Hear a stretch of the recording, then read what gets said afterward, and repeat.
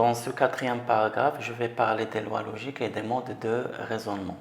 On a la définition suivante. Une loi logique est une proposition qui contient plusieurs propositions et plusieurs connecteurs logiques et qui est vraie, c'est-à-dire cette proposition, quelle que soit la valeur de vérité des propositions qui la constituent. Alors pour être clair avec vous, je vous donne un exemple. Soit je considère P et Q deux propositions, soit P et Q deux propositions,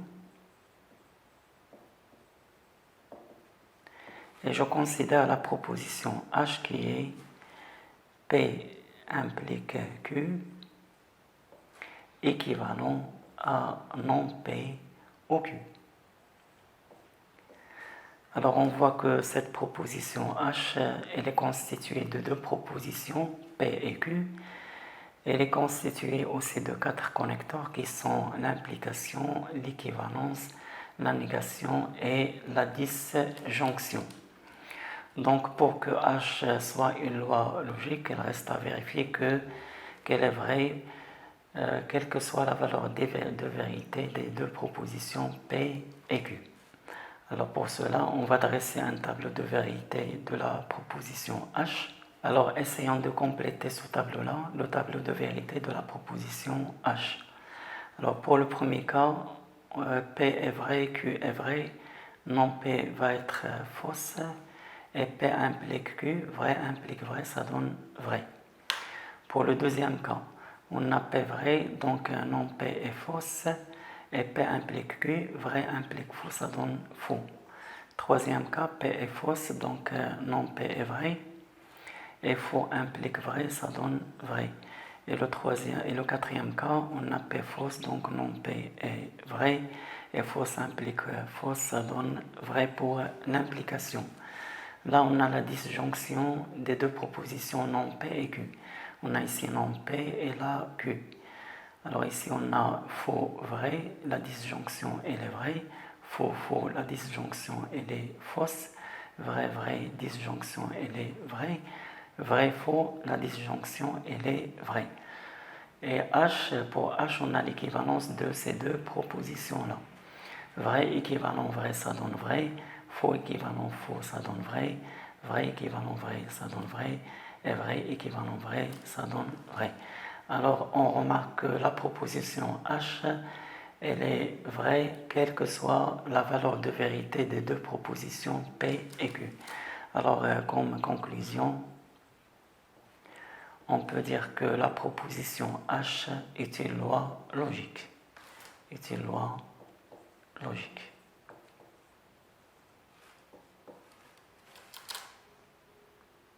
Maintenant, il reste à parler des modes de raisonnement.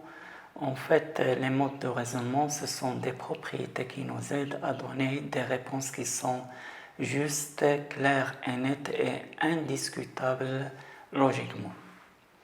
Alors, le premier raisonnement qu'on va attaquer, c'est le raisonnement par l'absurde. Alors, ce raisonnement-là, il repose sur la propriété suivante. On a la propriété. Il dit que si non P implique Q est une proposition vraie, bien sûr avec P et Q deux propositions, et si Q est fausse, alors on peut en déduire automatiquement que P est une proposition vraie. Alors je vous donne un exemple pour voir comment ça fonctionne, ce mode de raisonnement. Comme exemple, soit x un élément de l'intervalle ouvert 0 plus l'infini, montrons par l'absurde que 1 plus x sur 2 est différent de racine de 1 plus x. Alors qui va jouer le rôle de P, c'est cette proposition-là, là c'est P. Et on va voir par la suite qui va jouer le rôle de Q. Alors si je considère non P, ça implique la négation de ça, c'est 1 plus x sur 2 est égal à racine de 1 plus x. Ça implique, si j'élève les deux côtés au carré, 1 plus x sur 2 le tout carré est égal à racine de 1 plus x le tout carré, c'est 1 plus x. Ça implique, ça, identité remarquable, c'est 1 plus 2 fois 1 fois x sur 2, ça reste x, plus x sur 2, le tout au carré, c'est x carré sur 4 est égal à 1 plus x. Je simplifie par 1 plus x, il reste, ça implique que x carré sur 4 égale à 0, implique x carré est égal à 0, implique x est égal à 0. En fait, x est égal à 0, c'est la proposition Q. Et d'après l'hypothèse, on sait que x est strictement positif, donc cette proposition-là, elle est fausse. En fait, dans ce travail, on a montré que non P implique que l'implication, elle est vraie, et on a Q est fausse. Donc, d'après cette propriété, on peut dire que la proposition P est vraie. Et par suite, on a bien 1 plus x sur 2 est différent de racine de 1 plus x. En pratique, si on veut montrer qu'une proposition P est vraie par l'absurde, on suit les étapes suivantes. Dans un premier temps, on suppose que la négation de P est vraie.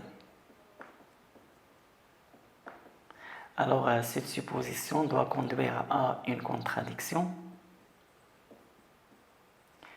Une fois on trouve la contradiction, ce qu'on a supposé ici est faux. Donc, P bar est vrai. Ça, c'est faux. Et par suite, on peut en déduire que P est une proposition vraie. Et c'est ça ce qu'on cherche à montrer. Le deuxième mode de raisonnement, c'est le raisonnement par équivalence successive. Alors ce raisonnement, il repose sur la propriété suivante. Alors si une proposition P est équivalente à une proposition P1, et si P1 est équivalente à une proposition P2, et si P2 est équivalente à une proposition P3, équivalente à des pointillés jusqu'à une proposition Q, on arrête l'opération lorsqu'on trouve une proposition qui est vraie. Et si Q est vrai, alors on peut en déduire que P est aussi vrai. Et bien sûr, on va illustrer ça par un exemple.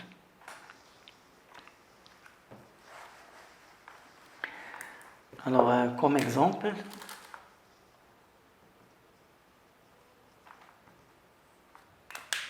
soit x un élément de l'intervalle ouvert 0 plus l'infini, la question montrait que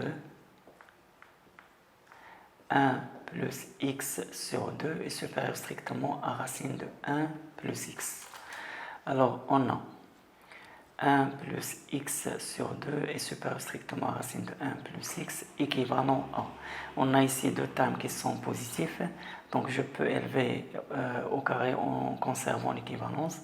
1 plus x sur 2, le tout au carré, est supérieur strictement à racine de 1 plus x, le tout au carré. Et ça, c'est équivalent, identité remarquable, donc 1 plus 2 fois 1 fois x sur 2, c'est x, plus x carré sur 4 supérieur strictement à 1 plus x, et ça c'est équivalent à x carré sur 4 supérieur strictement à 0, ce qui est équivalent à x carré supérieur strictement à 0. Or, x est strictement positif par hypothèse, donc x carré supérieur strictement à 0 est une proposition vraie. En fait, la proposition P est ça c'est la proposition P1, ça c'est P2, ça c'est P3, et ça c'est la proposition Q. Donc, Q est vrai, et d'après la propriété, on peut en déduire que P est aussi vrai. D'où on a bien 1 plus x sur 2 est supérieur strictement à racine de 1 plus x. Pour les autres modes de raisonnement, le raisonnement par récurrence, raisonnement par contraposé, raisonnement par déduction et le raisonnement par disjonction des cas, je vous invite à voir ma playlist qui prend le nom de la logique, vous allez trouver 4 vidéos qui font l'objet de ces modes de raisonnement. Enfin, merci pour votre attention, à bientôt et à la prochaine.